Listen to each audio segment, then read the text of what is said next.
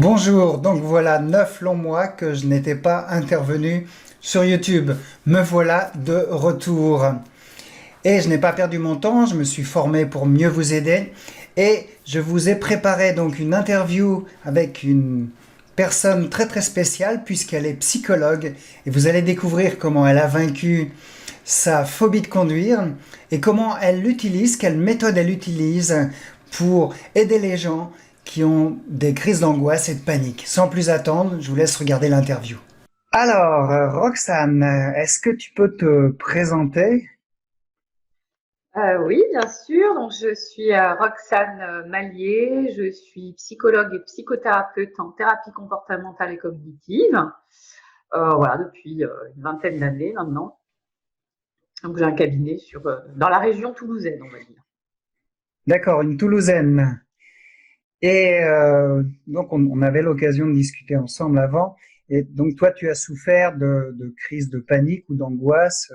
Est-ce que tu pourrais nous en parler par rapport à un problème spécifique, même la peur de conduire, c'est ça que tu me disais? Tout à fait. La peur de Mm. conduire, puisque j'ai une particularité, c'est que bon, j'ai 44 ans aujourd'hui. Pendant 15 ans dans ma vie, j'ai été malvoyante, donc je ne pouvais plus conduire.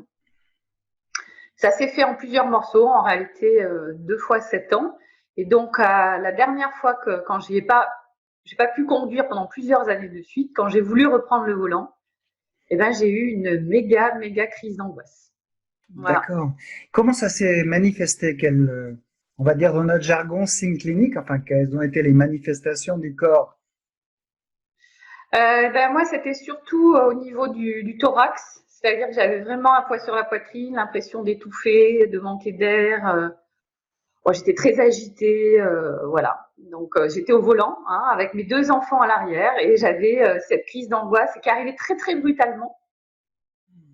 Et voilà, parce qu'en fait, j'avais tout bien planifié pour arriver à la gare et prendre le train à l'heure, donc pouvoir me garer à la gare. Et quand je suis arrivée, ça faisait donc des années que je n'avais pas fait le chemin, eh bien le chemin avait changé, c'est-à-dire que ce que j'avais prévu de faire n'était plus possible.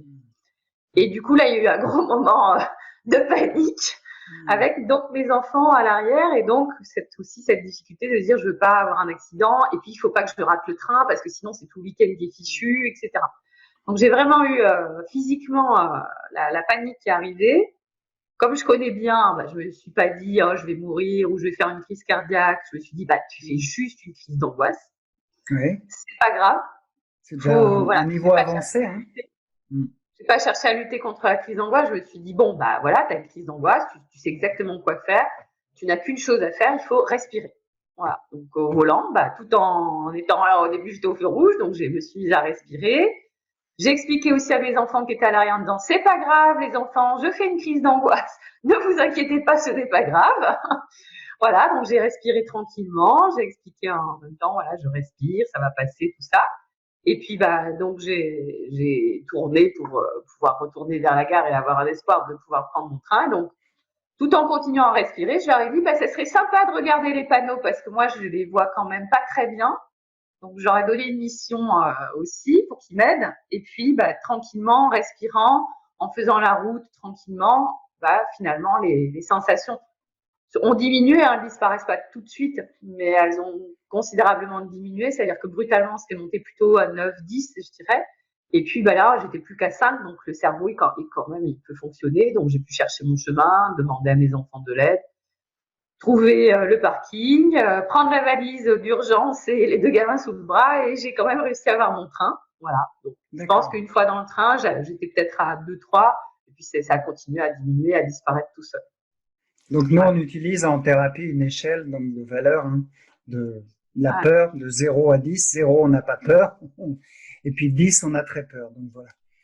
Voilà. Euh, quelles étaient les idées négatives que tu as eues? Tu as parlé de la peur d'avoir un accident. Tu avais peur d'avoir un accident à ce moment-là? Alors, de toute façon, j'avais déjà peur avant de partir à la gare. Hein. Ah oui. C'était une expérience, parce que ça faisait des années que j'avais donc pas conduit. J'avais Mm. reconduit un tout petit peu sur des petits trajets pour aller au supermarché. Là, je m'étais préparée psychologiquement, ce qui prouve que j'avais peur, à me dire, bon, le chemin, c'est ça, c'est-à-dire j'avais visualisé tout le chemin que je devais faire, et ce qui m'a fait vraiment paniquer, bah, c'est que le chemin que j'avais prévu n'existait plus. Il y avait eu des travaux, et donc ça avait disparu. Et donc là, ça m'a fait monter brutalement la panique, parce que je me suis dit, je vais pas y arriver, je vais pas avoir mon train, et on est foutu, le week-end va être foutu, quoi.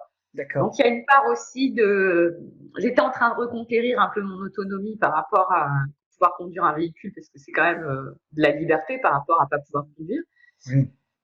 Voilà, et donc déjà je prenais le train, hein, voilà, maintenant ou avant de ne pas pouvoir conduire, je peux aller chez mon ami en voiture, mais bon, je suis écolo, et là, je ne voulais pas prendre la voiture pour faire 2h30 de route. Donc, je prenais juste la voiture pour aller en 20 minutes à la gare et me garer au parking. Et déjà, ça, voilà. Enfin, donc je m'étais préparée et j'ai eu cette mauvaise surprise. Et donc, l'idée, c'était je vais pas y arriver. Et puis, une fois que j'ai été en panique, de me dire fais gaffe quand même, t'es sur la route, faut pas avoir d'accident, etc.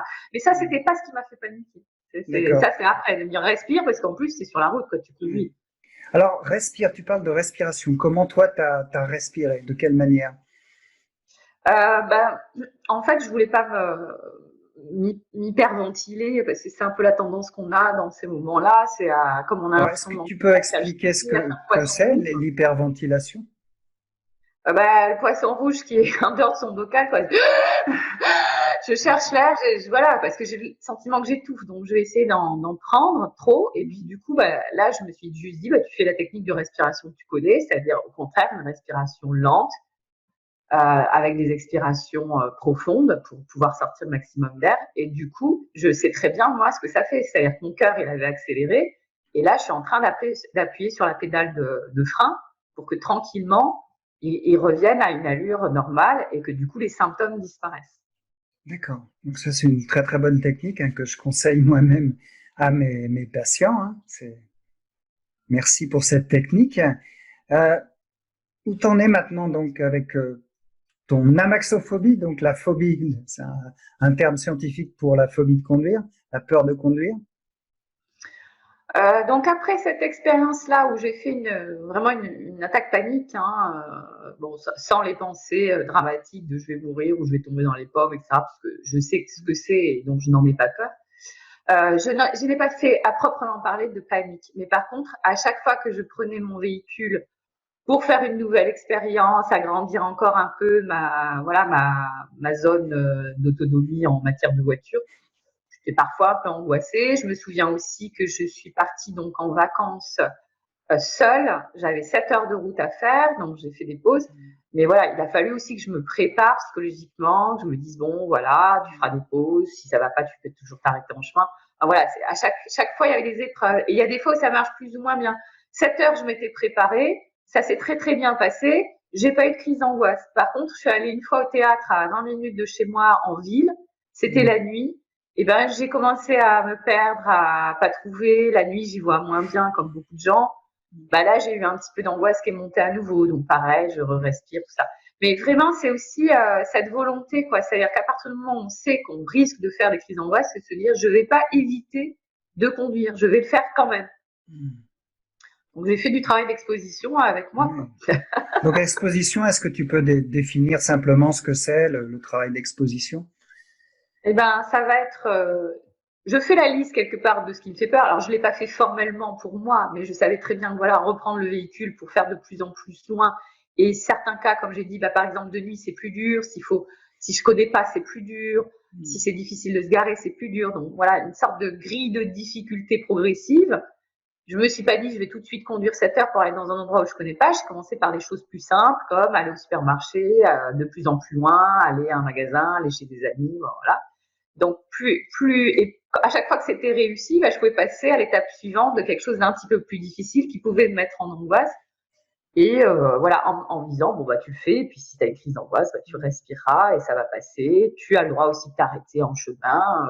Très souvent, c'est possible de s'arrêter si vraiment ça ne va pas. Et en réalité, je n'ai jamais eu à m'arrêter où que ce soit. Mais le fait de s'autoriser, de se dire, je suis libre, si jamais ça ne va pas, je m'arrête, je respire un bon coup, ça permet de ne pas faire de crise d'angoisse, justement. Oui. Donc, cette idée même si on a une crise de panique, cette idée de quand même continuer à conduire, de s'exposer petit à petit à à ce qui nous fait peur en respirant avec des techniques de respiration. Et petit à petit, en fait, la peur va diminuer, c'est ça? C'est ça, ouais. Ouais. Et maintenant, alors, ta peur, elle en est où? Ah bah, j'ai plus de peur. Enfin, ça fait donc maintenant plusieurs années, hein, que je reconduis et que je n'ai D'accord. pas de crise d'angoisse. Ouais. Il n'y a pas de souci avec ça, quoi. Avant la conduite, avant la peur de conduire, quel impact ça avait sur ta vie sociale, sur ta vie en général? Le Le fait de fait ne pas de, pouvoir, le fait de pas pouvoir conduire, oui. c'était très handicapant de ne pas pouvoir conduire. Donc moi, c'était pas parce que ça me faisait de l'angoisse, hein, c'est parce que je ne pouvais concrètement pas conduire puisque je n'y voyais pas. Mais Oui. c'est un vrai handicap et c'est vrai aussi pour ceux qui justement n'osent pas conduire parce qu'ils ont des crises d'angoisse. C'est très handicapant. Alors ça dépend où on habite. Moi j'ai dû déménager, hein, j'ai dû déménager parce que j'étais à la campagne et que les bus, il y en avait jusqu'à 5h30 du soir, donc de toute façon je ne pouvais plus travailler. Donc il a fallu que je déménage pour pouvoir avoir une activité professionnelle, voilà, donc je travaille chez moi maintenant.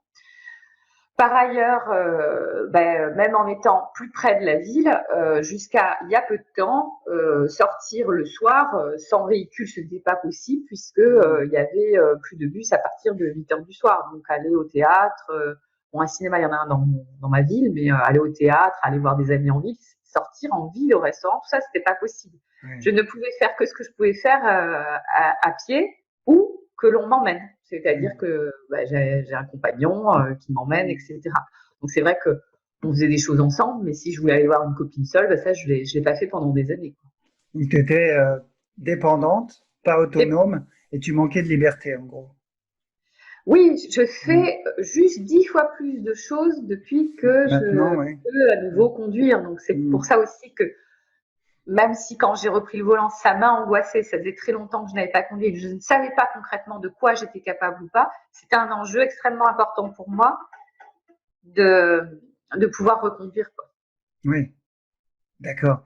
Donc toi, tu es psychologue et donc tu connaissais, tu avais un niveau vraiment intermédiaire, voire avancé pour résoudre donc tes problèmes de panique, d'amaxophobie. Et toi, en fait, tu reçois des personnes qui souffrent de ce problème, Mhm. de crise de panique, d'angoisse, qui peuvent plus conduire. Tu en reçois régulièrement? Oui, j'en reçois. Alors, moi, je suis généraliste, hein, donc j'ai des gens qui ont des tas de problèmes différents, mais c'est assez régulièrement, il y a des gens qui ont des crises d'angoisse et pour beaucoup, ça peut être au volant. Il y en a, c'est vraiment très spécifique, c'est vraiment les déplacements en voiture. Il y en a d'autres, ça va être, je dirais, toute forme de déplacement, prendre le bus, Oui. prendre le métro, l'avion, etc. Donc, ça peut être une phobie spécifique, ou alors, au contraire, on peut être sur l'agoraphobie au Oui, sens. tu peux en parler un petit peu de l'agoraphobie alors, définir ce que c'est. Alors moi, je dirais que la définition de l'agoraphobie, le plus proche, c'est de dire que les situations qui angoissent la personne, c'est les endroits dont elle pense ne pas pouvoir s'échapper rapidement. D'accord. Contrairement à ce qu'on pourrait entendre au sens littéral, hein, agoraphobie, peur de la foule, ça concerne pas que la peur de la foule. On Mm. peut très bien être prise d'une crise d'angoisse dans un endroit, au contraire, où il n'y a personne. Par exemple, en montagne, devant un immense paysage vide, on peut très bien faire une crise d'angoisse. Et évidemment, on peut faire une crise d'angoisse dans un ascenseur. On peut faire une crise d'angoisse dans une pièce où il n'y a pas de fenêtre, par exemple. Mm. Pourtant, la porte, on sait qu'elle est ouverte, qu'on peut sortir. Oui. On peut faire une crise d'angoisse qui sera qualifiée d'agoraphobie dans une réunion. Oui. Tout simplement parce qu'on va avoir une combinaison aussi entre je suis dans cette pièce, il y a une porte, je peux sortir concrètement physiquement, mais je ne vais pas m'y autoriser parce que j'ai des gens en face et que ça a un coût très élevé de sortir d'une réunion. Oui. Oui. Donc voilà, c'est vraiment la peur des endroits où je ne peux pas facilement m'échapper. Donc finalement, dans une foule, c'est souvent vrai parce que le temps de sortir de la foule, il se passe du temps. C'est vrai dans les pièces où on est concrètement enfermé, comme un ascenseur où on est enfermé un temps donné. C'est plus ou moins vrai dans le métro, dans le bus. Hein. On peut toujours, en réalité, si on réfléchit bien, la plupart du temps, on peut s'échapper de la situation, mais ça va prendre Oui. un certain temps. Voilà. Christophe André aussi il parle d'un concept que j'ai lu dernièrement, le fait d'être en situation sociale. donc Oui. en one-to-one, en train de discuter avec une autre personne ou avec plusieurs personnes. Et dans cette situation, on est très gêné. On peut développer un trouble panique, une crise de panique, parce qu'on peut pas s'échapper. On peut pas dire à la personne, excuse-moi, là, ça va pas, il faut que je m'en aille. Et ça peut provoquer aussi une crise de panique. C'était une Ouais. notion que moi, j'avais pas, en fait. Voilà. Bah, Notion. moi, j'ai pas lu Christophe André, mais c'est la conclusion que j'ai clinique depuis toutes ces années où je pratique, c'est qu'il y a une sorte de combinaison entre cette agoraphobie qui est la peur de ne pas pouvoir s'échapper, qui peut ne pas être physique, mais en réalité psychologique, liée à une situation Oui, sociale où je tout ne à fait. m'autorise pas à partir. Oui, oui. Oui, ça, c'est une bonne définition. Oui. Super. Euh, Qu'est-ce que je voulais dire d'autre? Ben, il y a une méthode. Tu nous en as parlé, tu nous as mis l'eau à la bouche avec cette méthode déjà. Est-ce que tu peux expliquer, toi, comment tu aides les patients qui viennent te voir avec les gens qui ont des troubles paniques, l'agoraphobie ou sans agoraphobie, les gens qui n'arrivent pas à conduire? Comment tu les aides? Alors déjà, ça va être de les écouter au départ, de bien comprendre comment ça marche pour eux, parce que voilà, pour chacun c'est spécifique, c'est différent. Il y a des situations, ça peut être, comme je disais, très dans le détail. Hein. Moi, il y a des gens qui m'ont dit, voilà, c'est pas c'est pas telle ou telle situation. Dans une pièce, si la luminosité est très basse, je vais me sentir et avoir comme ça et avoir ma crise d'angoisse. Il faut vraiment comprendre quel est le problème de chaque personne. Et quelque part, on va faire dans ce qu'on appelle une analyse fonctionnelle, c'est-à-dire qu'on va déterminer quelles sont les situations qui posent problème, comment ça se passe dans la tête de la personne à ce moment-là, comment ça se passe dans ses émotions, mais aussi dans ses sensations, puisque dans la crise d'angoisse, on est dans la sensation. Hein, c'est vraiment le corps qui est là en train de Oui, réagir. Donc, on ne comprend pas ce qui lui arrive. Et donc, après, ben, on se dit, ben, qu'est-ce qui m'arrive? Je risque de faire une crise cardiaque ou je vais tomber dans les pommes, je vais mourir. Donc, c'est avant tout provoqué par nos sensations. Donc, c'est intéressant de savoir quelles sensations ont les personnes, sachant que les crises d'angoisse sont multiformes, que chacun ne fait pas la même que le voisin et qu'une personne peut aussi faire différentes formes de crise d'angoisse, hein, selon les moments de sa vie ou les situations parfois. Donc, c'est important de mettre en lien tout ça. Et puis après, qu'est-ce que la personne fait concrètement quand il lui arrive ça, qu'elle est dans cette situation-là, qu'elle a ces symptômes-là, qu'elle pense ça, qu'est-ce qu'elle fait? Et donc, qu'est-ce qu'elle fait? Qu'est-ce qui lui fait du bien ou qu'est-ce qui semble ne pas marcher ou pire, peut-être accroître le problème? Et à partir de là, quand on a bien compris voilà, quelles étaient ces situations et qu'est-ce qui se passait pour la personne, on va pouvoir, je dirais, faire un dessin, c'est-à-dire c'est une conceptualisation du problème. Il peut y en avoir plusieurs si on a plusieurs problèmes, parce que même si c'est de l'agoraphobie, ça peut, comme on disait, peut y avoir des fois c'est la situation sociale qui va faire que je me sens enfermée, alors que d'autres fois ça va pas être la situation sociale. Je suis concrètement enfermée, par exemple, ça arrive. Hein. Voilà, donc là on va avoir une analyse assez fine, et à partir de là, on va pouvoir faire de la psychopédagogie, c'est-à-dire qu'est-ce que c'est que cette crise d'angoisse, qu'est-ce qui m'arrive, comment ça marche au niveau physiologique, donc qu'est-ce qui est en jeu, et quand j'ai tel ou tel comportement, qu'est-ce que ça fait sur ma physiologie, par exemple. Donc est-ce que ça améliore ou est-ce que ça améliore pas? Et on va pouvoir apprendre une technique que tu connais très bien puisque tu fais de super vidéos dessus, donc cette fameuse respiration. Ça, c'est déjà la base, savoir à quoi on a affaire, comment ça marche pour les êtres humains, et puis à savoir appuyer sur la pédale de frein, c'est-à-dire la respiration.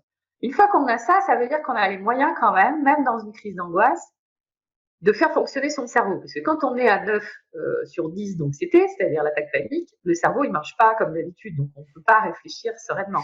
Tandis que quand on sait déjà un petit peu diluer, on va pouvoir réfléchir et se dire, bon, ben, je vais essayer quelque chose de nouveau, puisque je sais que ce que je fais d'habitude, ça me conduit à avoir de nouvelles crises d'angoisse, ça peut être bien, etc.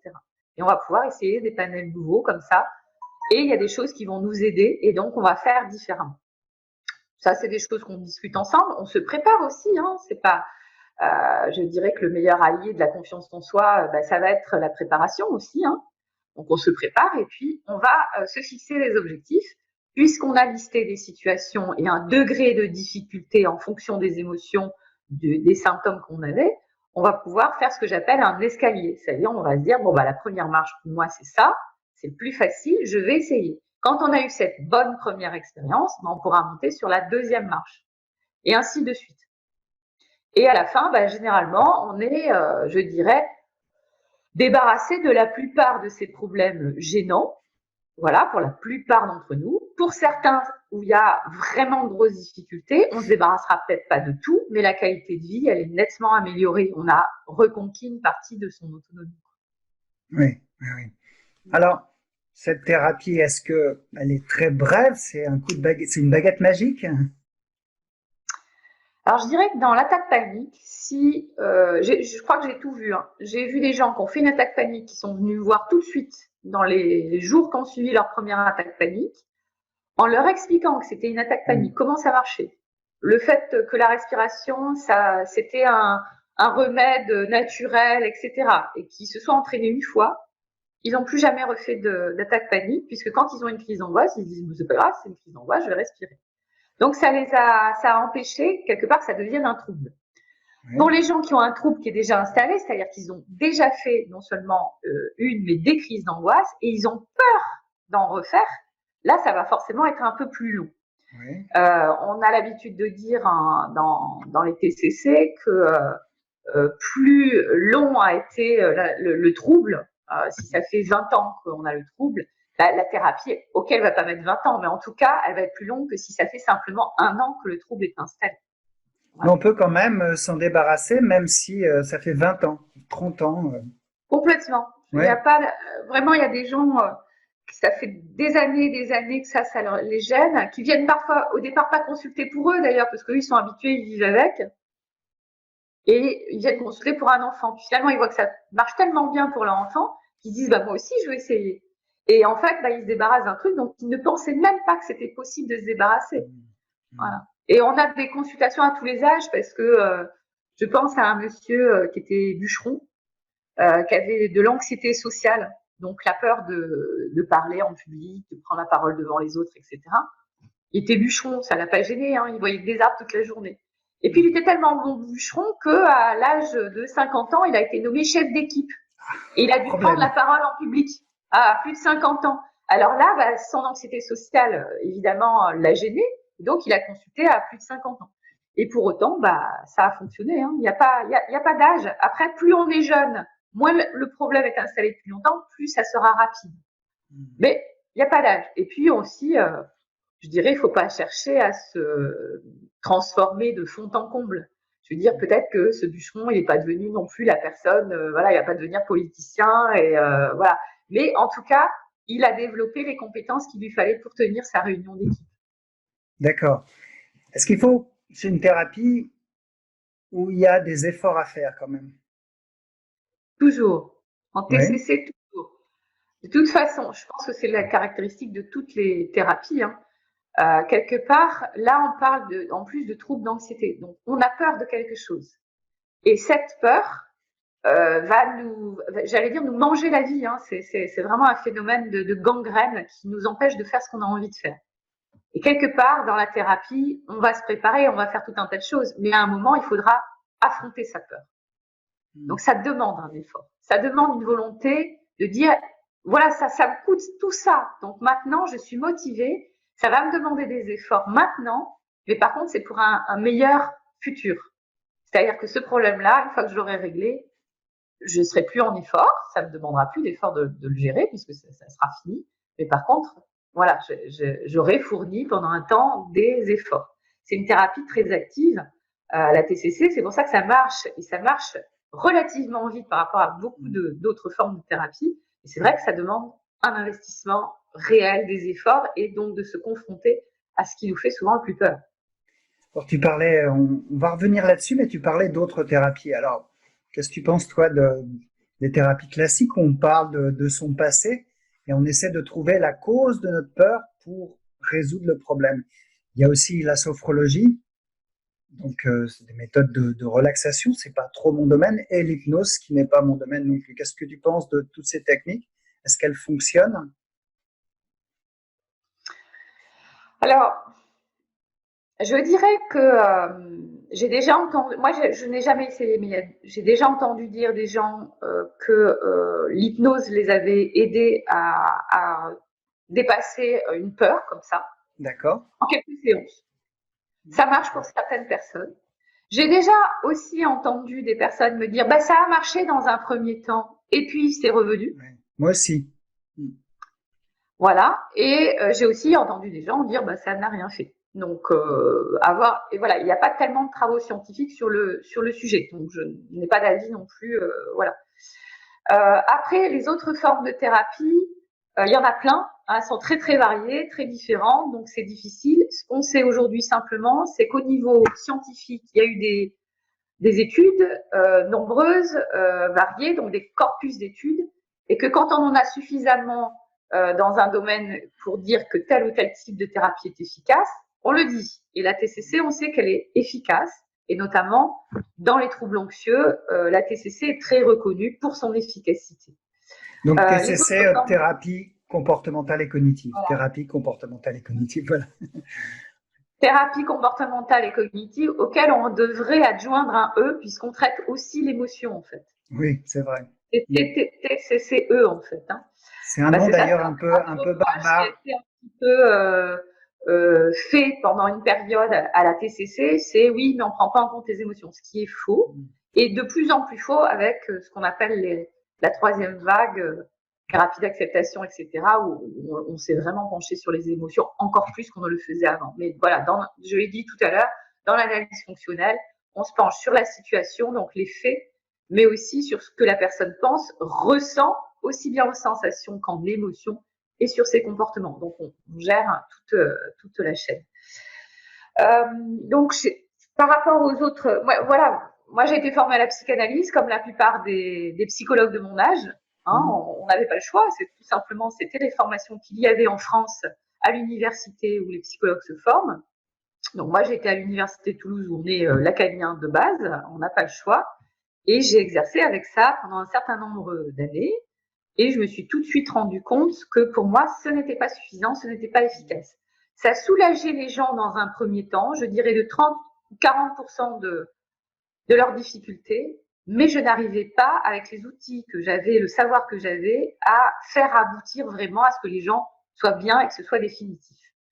Dans la plupart des choses que je traitais, que ce soit l'anxiété, que ce soit la dépression, etc. Et c'est pour ça que moi, j'ai choisi de me reformer en entier, je dirais, c'est-à-dire de voilà, faire 3 ans de formation à la thérapie comportementale et cognitive, qui est une autre méthode et depuis, je dirais, je suis une psy heureuse heureuse, puisque mes patients vont bien.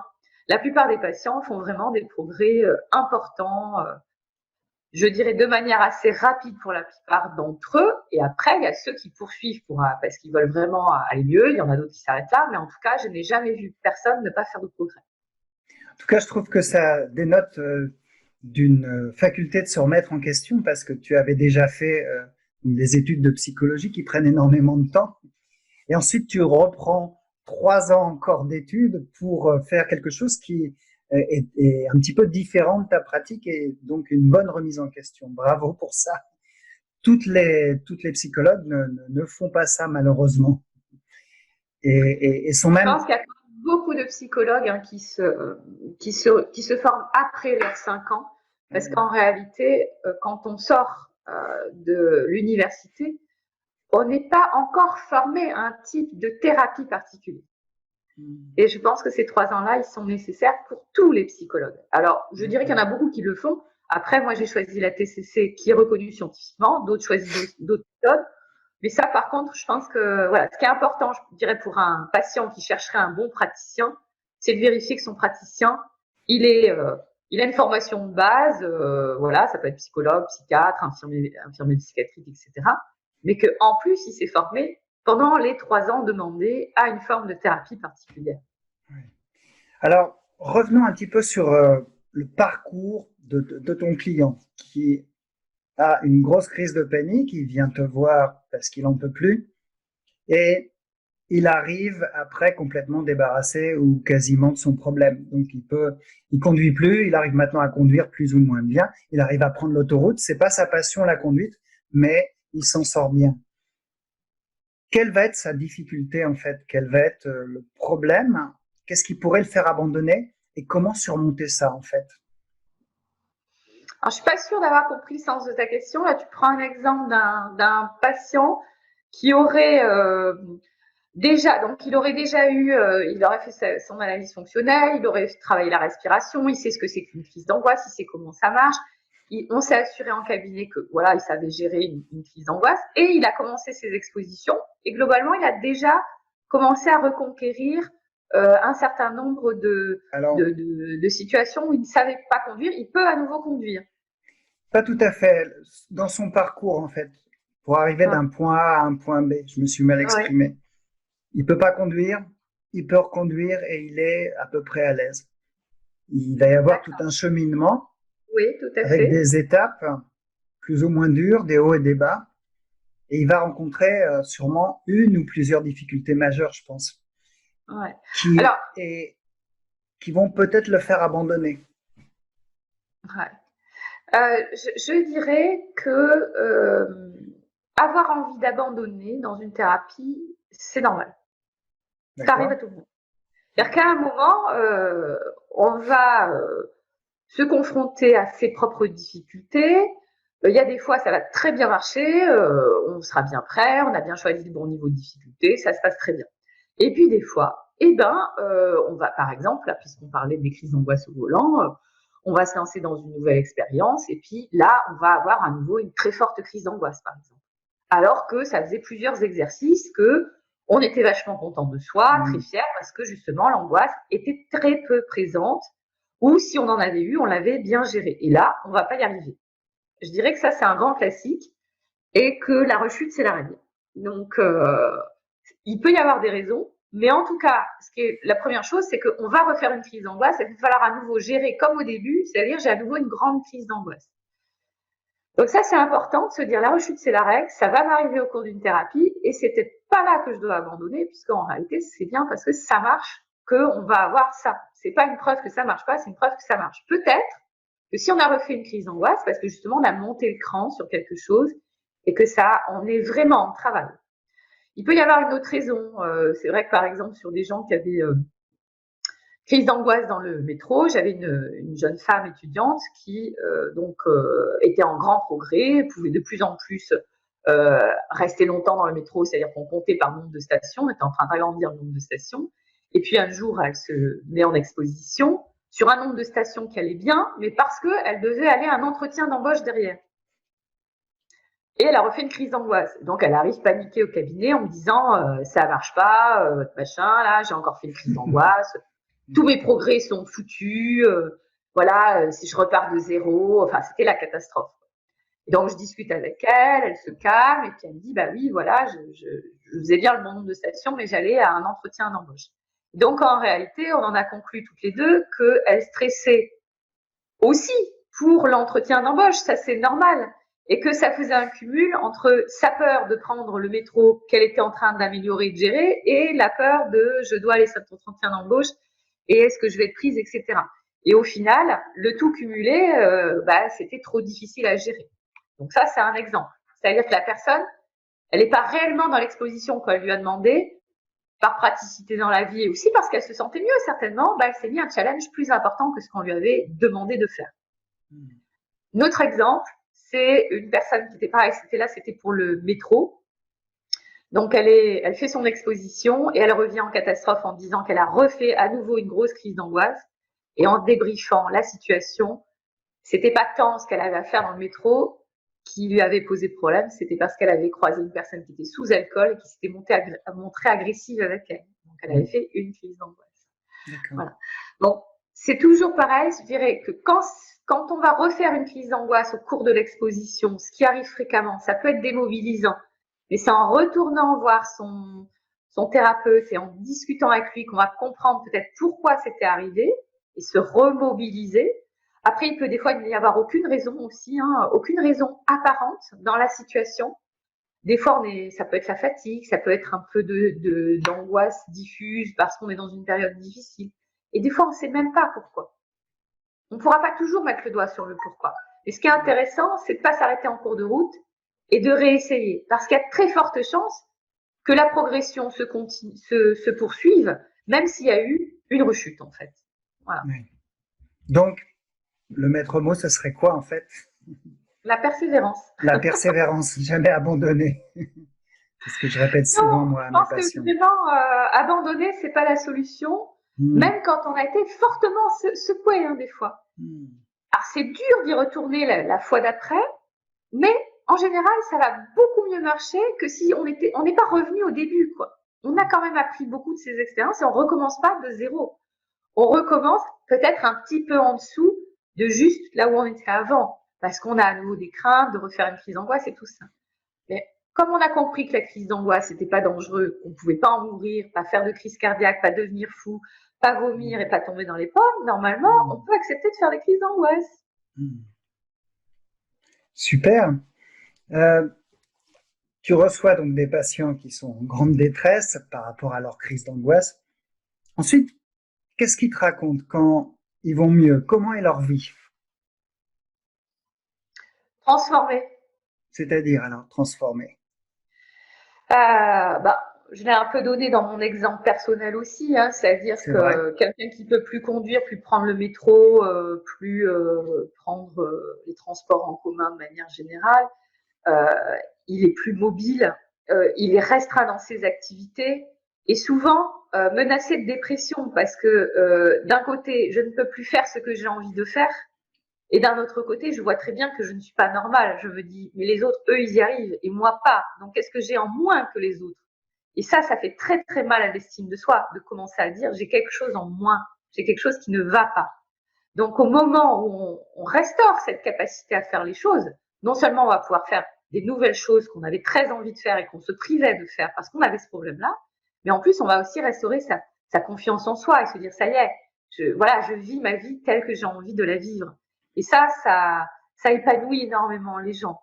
Donc, même si on ne restaure pas tout, parce qu'il y a des petits problèmes qu'on peut garder, là, j'ai fini une thérapie avec une jeune femme, elle a aussi peur dans les ascenseurs. Elle habite pas dans un endroit où il y a des ascenseurs. À Toulouse, le monde n'est pas très haut. On Hmm. n'a pas travaillé l'ascenseur. Elle va rester avec. C'est pas grave. On n'est pas obligé de tout transformer chez soi non plus. Mais en tout cas, elle pouvait voilà, reprendre la voiture, les transports en commun, plus de difficultés dans les réunions, etc. Ce qui là la gênait concrètement. Donc ouais, c'est vraiment toute la vie qui en est changée et pas seulement ce qu'on peut faire, mais comment on se perçoit soi-même. Hmm. Bah, je te remercie, c'est vraiment une très très belle description en fait de la thérapie, du travail que tu fais. J'aurais pas trouvé mieux comme mot. Vraiment merci. Je mettrai d'ailleurs un lien vers ton site internet sous la vidéo. Alors, il y a peut-être des Toulousains qui nous regardent. Alors, même si tu m'as dit que tu avais beaucoup de clients, euh, voilà, je mets le lien pour que s'ils ont envie de te contacter, si ça ne te dérange pas, ils te contactent par le site internet. Et j'ai envie de te demander trois livres, trois livres qui t'ont, toi, inspiré dans la vie, ou qui t'ont marqué, ou...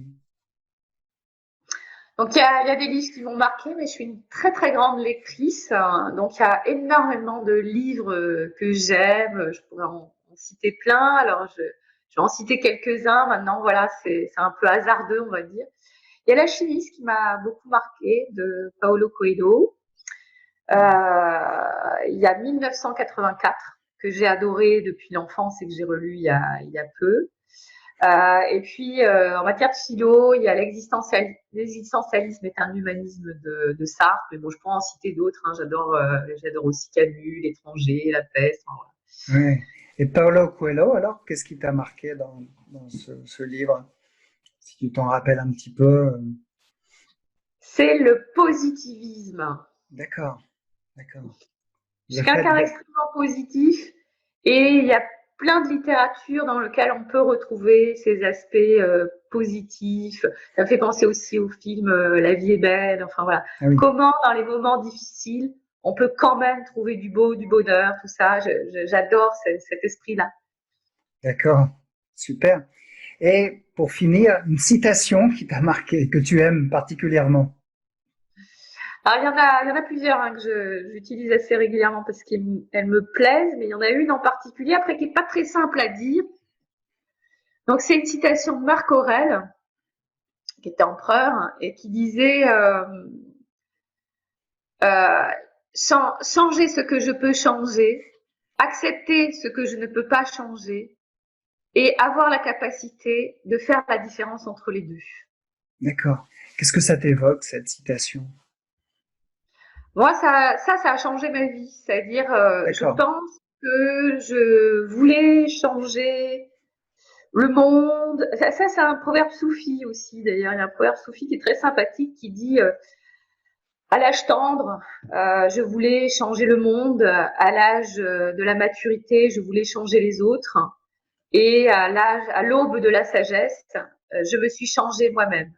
Alors, le monde a changé et les autres ont changé.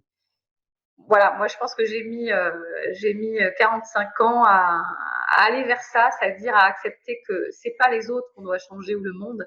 La seule chose qu'on peut changer, c'est soi, quoi. Voilà. D'accord, c'est vraiment une belle citation.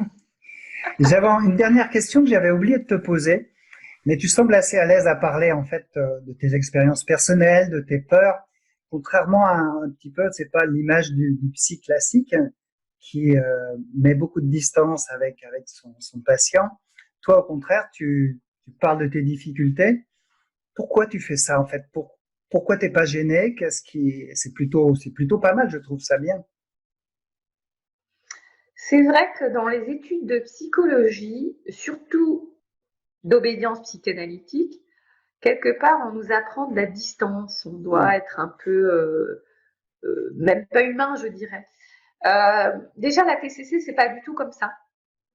Ce qu'on nous dit, c'est qu'on travaille ensemble sur un problème et on a une partie aussi qui s'appelle la découverte de soi, c'est-à-dire que quelque part, on n'est pas dans la même posture. On est deux êtres humains. Il y en a un qui a un savoir général sur un certain nombre de troubles. L'autre, il se connaît lui-même et c'est tout aussi important les deux. Et c'est parce qu'on va partager que ensemble, on va pouvoir y arriver.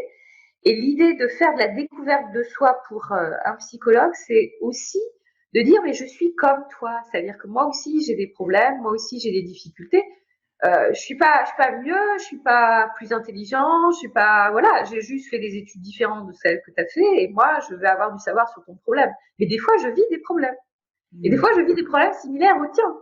Donc je trouve ça toujours très intéressant, voilà, au contraire qu'un psy ait pu voilà faire une crise d'angoisse. Et puis avoir un peu d'anxiété sociale, et puis à faire une dépression. Il y a une psychiatre très connue qui a avoué une fois à la retraite que bah, elle aussi, elle était bipolaire. Et je trouve que ces Ouais. témoignages, ils sont extrêmement forts et importants, parce que cette psychiatre, par exemple, qui a dit, bah oui, je vous le dis maintenant que je suis à la retraite, bah, je suis bipolaire, elle a travaillé toute sa vie, et c'était une excellente psychiatre. Donc moi, je trouve que ça donne un espoir formidable de se dire, bah oui, il y en a d'autres, ils ont les mêmes problèmes que moi, et ils ont su les gérer parce que peut-être qu'ils ont un savoir qui me fait des fois moi, et du coup ils ont eu une vie chouette, quoi, une vie agréable. Et dans ta pratique, quand tu parles de tes problèmes, est-ce que les patients sont choqués? En quoi ça améliore ta pratique ou ça, oui, en quoi ça améliore ta pratique? Moi, je pense que ça permet aux gens de se sentir plus à l'aise, à parler de leurs propres problèmes en se disant elle me comprend ou elle se met pas. Voilà, alors déjà, jamais de jugement, mais ça, il n'y a pas besoin d'avoir vécu les expériences pour ne pas rentrer dans le jugement. Hein. Je pense que ça fait partie du métier de tous les psys au sens large. Mais c'est assez intéressant de se dire que l'autre, bah, lui aussi, il a ses faiblesses. Voilà, donc je pense que c'est important comment réagissent mes patients. La plupart sont extrêmement sensibles à ça et trouvent ça très chouette et le disent. De D'accord. temps en temps, Oui. c'est rare, mais de temps en temps, il y a des réactions effectivement un peu choquées. Tiens, surtout ceux qui ont fait de la psychanalyse pendant longtemps, ils trouvent Ah ça oui. très très différent. C'est voilà, bon, c'est un ensemble hein, qui est différent, c'est pas juste ça. Je crois qu'en donc ça fait j'étais en 2008, j'ai eu mon premier cabinet, on est en 2020 donc ça fait 12 ans. Je crois que une fois on m'a dit franchement ah non moi que vous me parliez de vous ça me va pas quoi. Une Hmm. fois. Ah oui. Ça Voilà. m'est encore jamais arrivé parce que je pratique la même chose que toi. Je trouve que les gens se sentent plus à l'aise et ils partagent d'autant mieux que nous, on parle de nos difficultés et ils disent ah ouais, vous aussi? Ah oui. Tout à fait. Hmm. Voilà, bon le psy est juste un être humain comme les autres quoi, c'est ce qu'on essaye de dire. Oui, oui, oui, oui, c'est vrai. On va rester sur cette belle citation. Le psy est un être humain comme les autres. Et je te remercie vraiment pour cette belle interview qui va vraiment aider les gens qui vont regarder cette vidéo. Voilà, j'espère que l'interview vous a plu. Comme je l'ai déjà dit dans la vidéo, vous trouverez ci-dessous un lien vers son site internet, surtout si vous habitez Toulouse, si vous êtes toulousain. Et comme d'habitude, vous pouvez vous abonner à cette chaîne. Si vous pensez que ça peut aider d'autres personnes, eh bien partagez-la. Et vous trouverez aussi un livre totalement gratuit qui va vous aider si vous souffrez de panique, d'angoisse et si vous avez peur de conduire. Un livre totalement gratuit qui s'appelle Comment gérer rapidement son stress et ses angoisses. À bientôt dans des prochaines vidéos.